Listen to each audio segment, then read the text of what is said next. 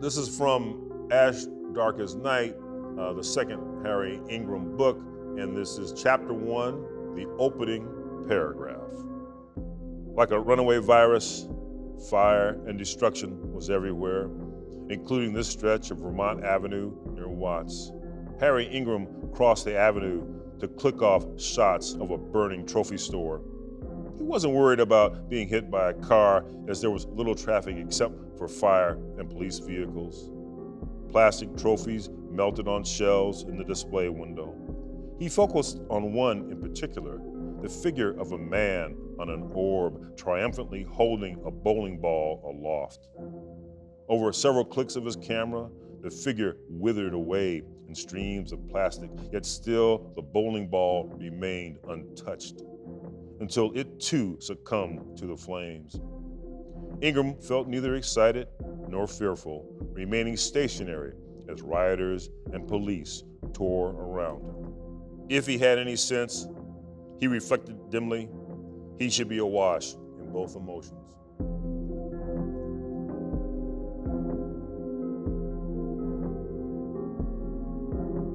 The 1994 novel Violent Spring, considered a crime classic, was centered around the 1992 aftermath of the Watts riots. It brought us the voice, the powerful voice of Gary Phillips. Now, 30 years later, that voice is all but unforgettable. Hello, I'm Maria Hall Brown. Today on Turn the Page, author Gary Phillips. I really appreciate you doing this. So nice to have you here, Gary. Thank you. And actually, this environment is rather familiar to you, is it not? It is. I don't live too far from this branch, the Memorial Branch, and in fact, I take my grandson here to this wonderful playground they have set up right outside, and sometimes we actually even make it in here to look through some books as well. And I understand that you used to be a very warm and welcome guest back in the early 2000s. Yeah, I guess warm and welcome, but yeah, back in the day when they had a kind of author series, writer series to come in and just talk, and it was great. Yeah, it was really, really cool. But I can't even believe it's been that long ago. Yeah. Your mother was a librarian. Yes, she was a librarian at the Ascot branch, which doesn't exist anymore. I think the actual building was redone for Legal Aid Foundation, but yeah, so way back in the day, right there on Broadway near Florence, yeah, she was a librarian. Did that have any impact on your interest in reading and writing, or was it really just you picking up books as a young boy? Well, we always had books around the house, and even my dad, who only made it to the 6th grade, and because he couldn't wait to get out of that little Texas town it is. Anyway, but even Pop had an appreciation for books, and so yeah, there was always books around the house. And I might say, I remember this very vividly, when I would come home from 61st Street Elementary, I would do my homework, as well as then I was required to read for, I don't know, whatever it was, 10 or 15 minutes, and then I could go out and play. Well, I think we should put that in place in all families at all times.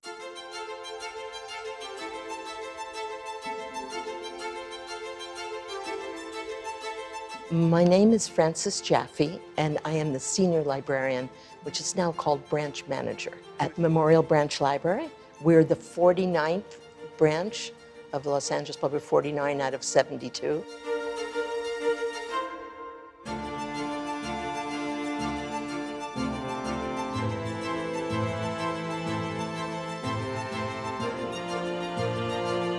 The alumni and the Student Body Association commissioned these stained glass commemorations to 20 alumni who perished in the Great War.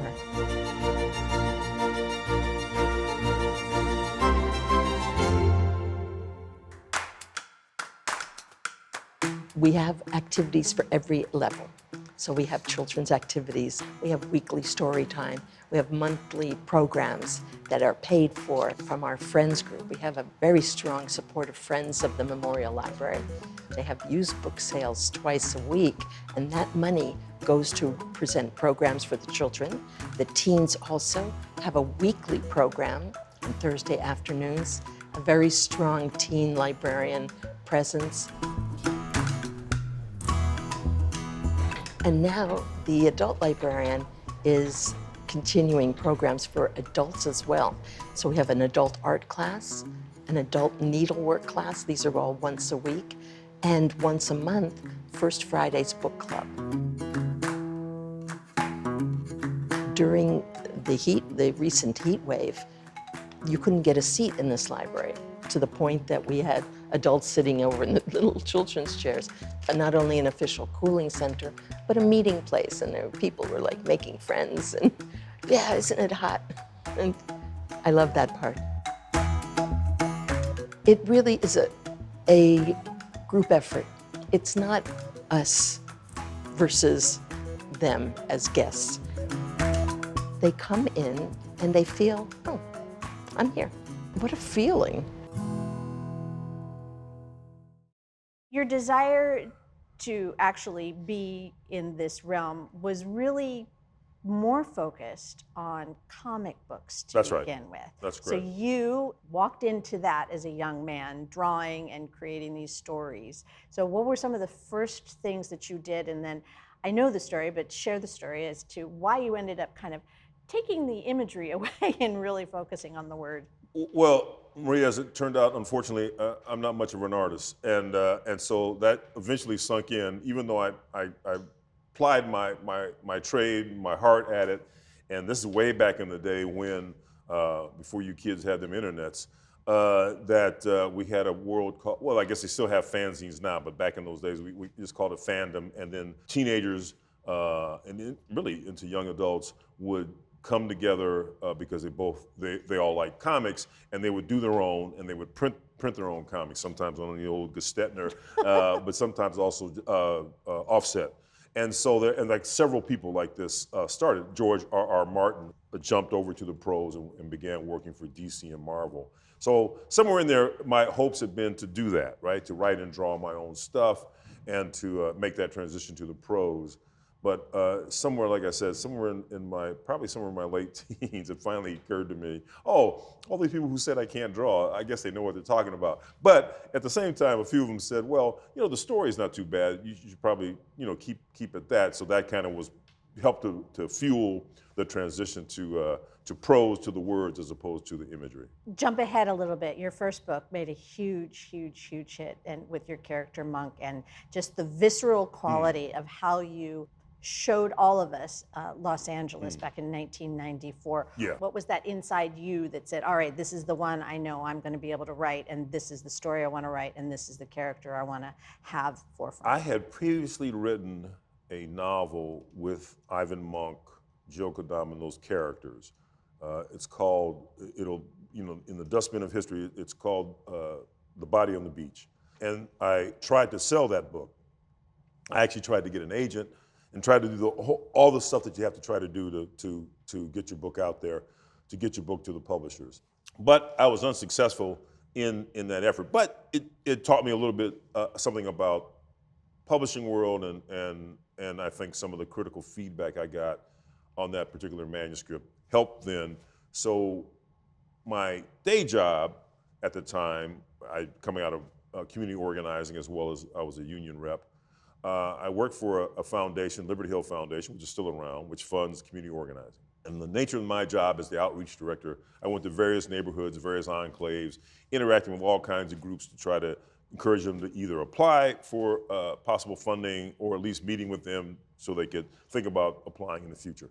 All that to say is that therefore I had a great sense of the city and the landscape. And I also knew some of what was happening in terms of some of the gang truce stuff.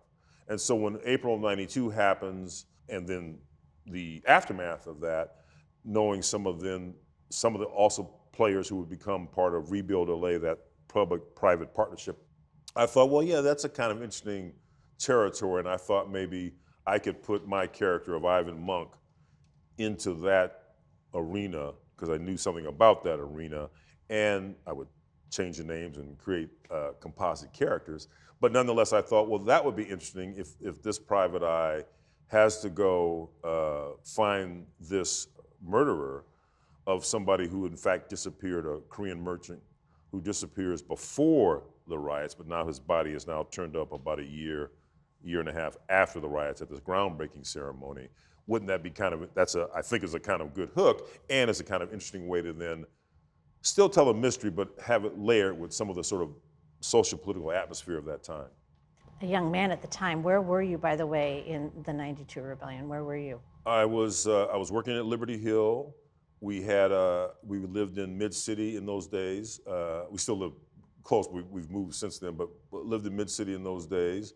And I've written about this, and I suppose like any other bourgeois homeowner, when because we lived right off of Pico, so there was stuff happening right there on Pico, and so there was a concern about that, but fortunately things didn't get out of hand, at least in our neck of the woods.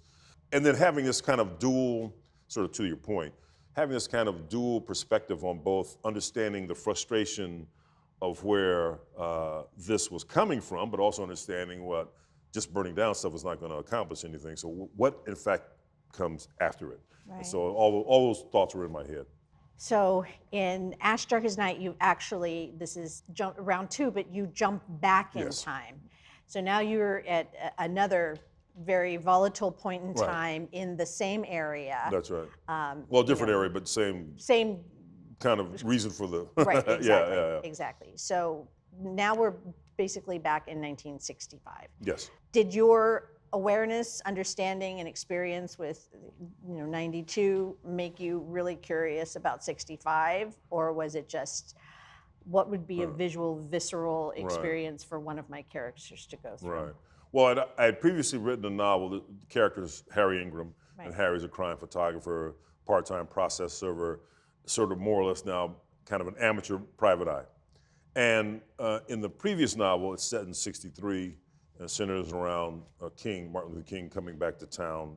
I think I always thought that if I wrote a second Harry book, it would probably have to start or have to revolve around the Watts riots, Right. since it was such a, as you mentioned, such a pivotal point in time in terms of the history of the city.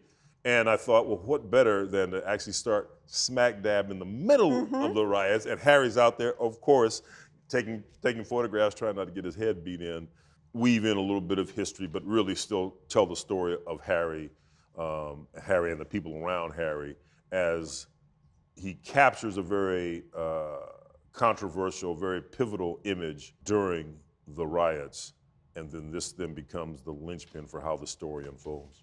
It is very visual, and you can feel the emotion of what was happening at the time, and it's really hard for someone like myself who doesn't have a huge understanding of absolutely everything that was happening back then to differentiate between what you created and what really happened, because you have real characters in there whom I know. Stan Chambers is in there. I mean, you really, so where is the crossover between your imagining what happened and you doing the detailed research of what really was happening? I think that's a great question. It's funny, as you say that, it does occur to me that there are times when I'm a stickler and meticulous about getting certain things right. You want to get, I talk about King coming back to LA, well, I probably do want to get the right dates, that kind of thing. But on the other hand, I'm telling you a story, and I'm going to make up stuff, and I'm gonna fool around sometimes with time and the sequence of events. Okay. And it can be precarious, because sometimes if you mess around with them, people take offense because they figure, well, you're just doing it to hustle your work, and so there is something to be said for that. But there's also something to be said for, can we take these events that had larger reverberations, and understanding that they have larger reverberations, can we build on those, and can we tell you this other kind of tale as if it might have happened? But you're right, I mean, in the end, listen, it's a work of fiction, it's a crime fiction novel, and people should take it for what it is. And if they're really interested in the history, there's plenty of sources where they can go find the real deal. I think, though, as long as I'm kind of cognizant that I don't want to misrepresent these individuals. I don't want to all of a sudden have some scandalous thing that I uncover, something about this person, and besmirch their reputation. Although I guess Chief Gates, maybe I might not. But anyway, but generally speaking, I try to play fair, and even with Gates, I try to play fair, and just sort of present them at least as I've interpreted them, and at least I think as history has interpreted them. So yeah, so sometimes yes. So certainly I would take a certain kind of license if I was kind of just interested in having a particular celebrity show up. But it wasn't as if I was pulling it all out of midair or out of thin air. That in fact there was a grounding for some of this to have. If it didn't happen that way, it happened in another kind of way. But the incident I'm showing speaks to them showing up at these places. Yeah. I do want to ask, Martin Luther King came to calm the community down afterwards? Yeah, he was called back to town, and in fact, to that point, to show you the chinner of the times, he was not particularly welcome in the black community at that point. I mean, such a change, and just a change from like 2 years and the success of the March on Washington and all that, but it was felt that he was kind of there to help sort of mollify and keep everybody kind of in line, and I think even at that point, I mean, this is before the Panthers show up. Panthers are not on the scene until the fall of '66, but even at that point, the whole notion of black power and the changing times, it's there, it's in the air. And King was seen in some quarters as being out of step, and that's straight from real history. That's not something I made up. Moving on, and not any spoilers, but as the story progresses and as things get deeper and as things are revealed, there are organizations that exist that the community at large does not know about and are there for particular purposes. Did those actually happen too, or is that something that Gary Phillips says, I bet that this was behind this, and these people were actually manipulating and being in charge of I don't this? necessarily suggest that it's all the big grand conspiracy. It is the case, though, that the criminal conspiracy section, which was the intelligence unit,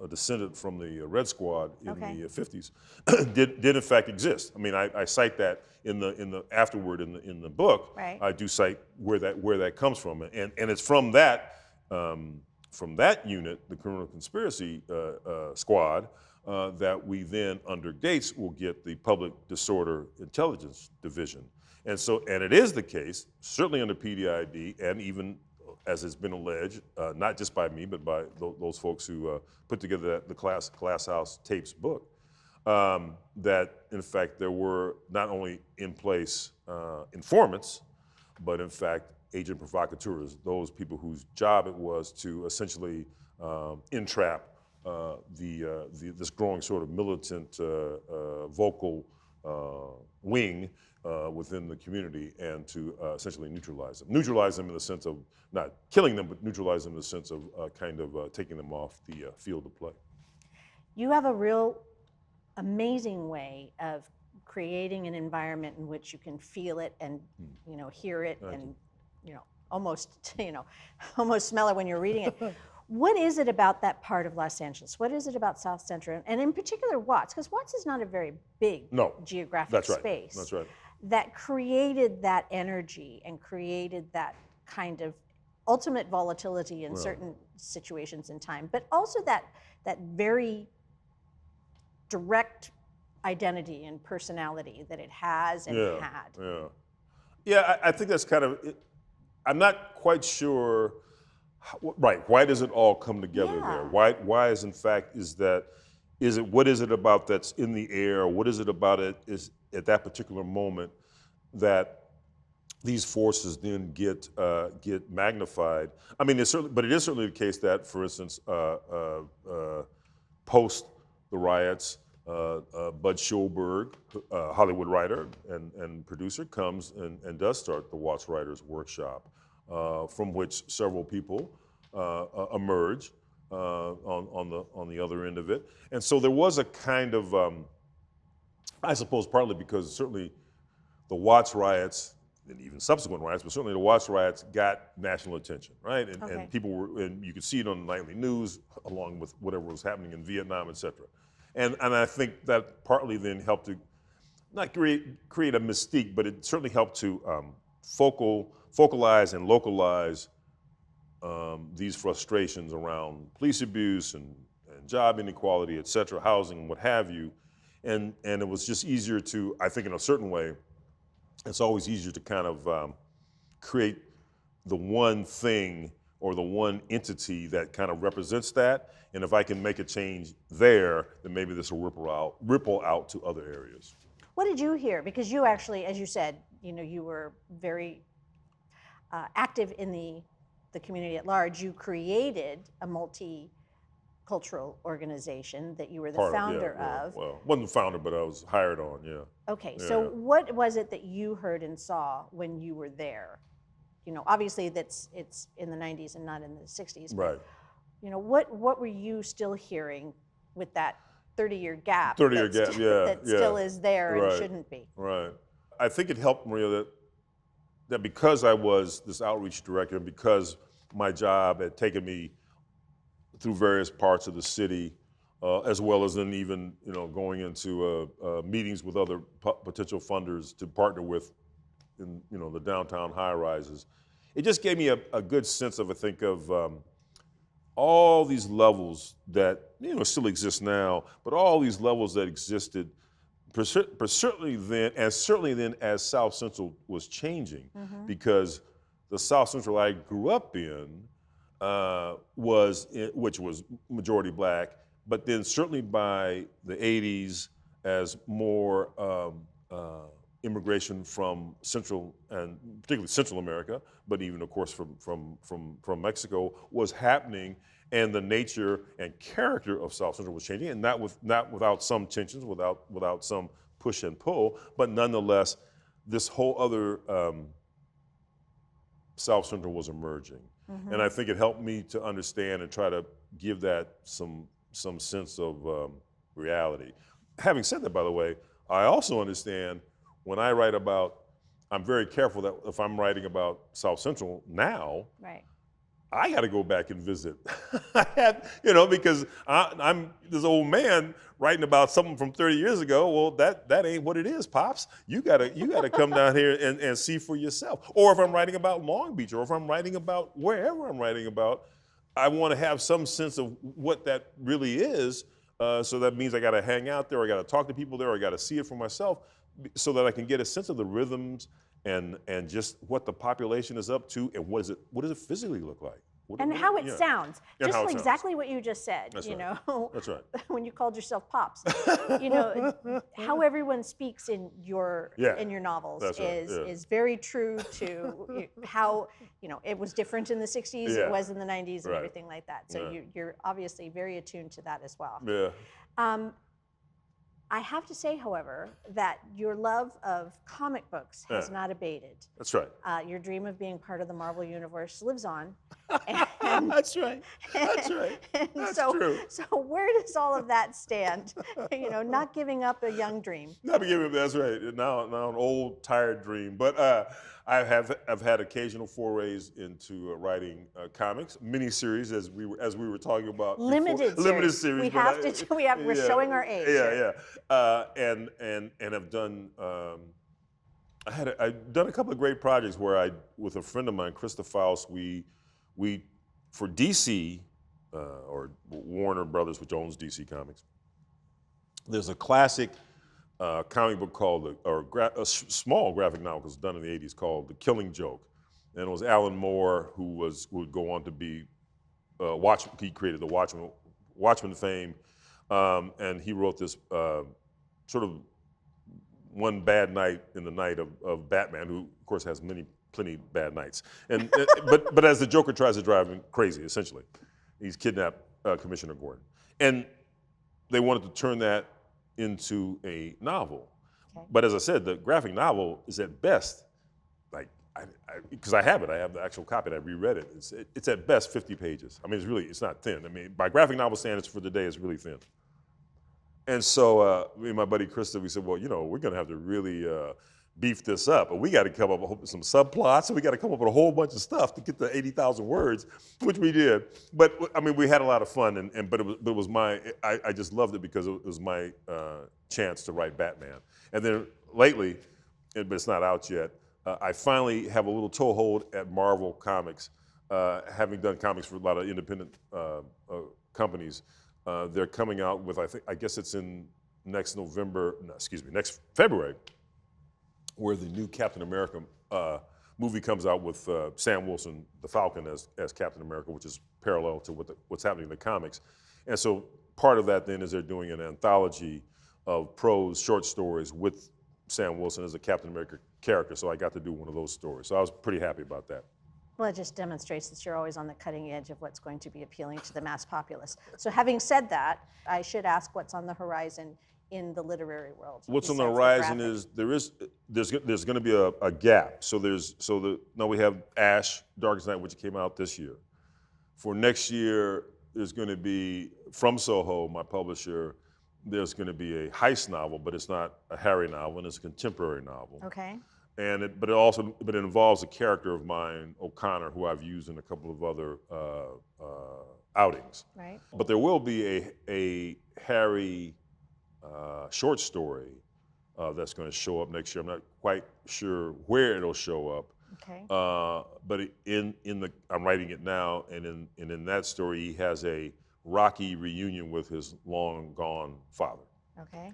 And then sometime in 26, or I guess in the fall of 26, I'm trying to think when the books are due, which they're always a year out, you know. But it will be the third Harry novel, and I thought at one point I was going to skip several years ahead to like 72, but I think now it'll be 68, 69, where the third Harry book will take place. Okay. Do you still love Los Angeles?